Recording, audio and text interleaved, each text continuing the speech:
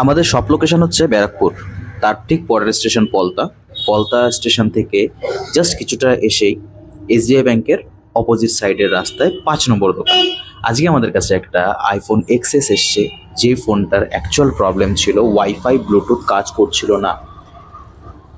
তো ওয়াইফাই ব্লুটুথের যে প্রবলেমগুলো আসে সেগুলো লেয়ার থেকে আসে, মানে এই বোর্ডটা দুটো পার্টে বিভক্ত থাকে।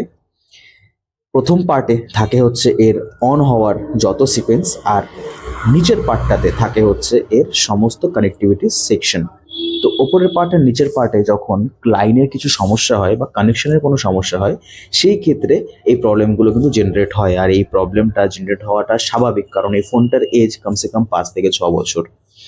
তো দেখুন এখন কিন্তু ওয়াইফাই ব্লুটুথ পারফেক্টলি কাজ করছে। আইফোন রিলেটেড যে কোনো সমস্যার সমাধান কিন্তু আমাদের কাছে আছে, এবং অ্যান্ড্রয়েডের জন্য প্রত্যেকটা সমস্যার সমাধান আমাদের কাছে আছে।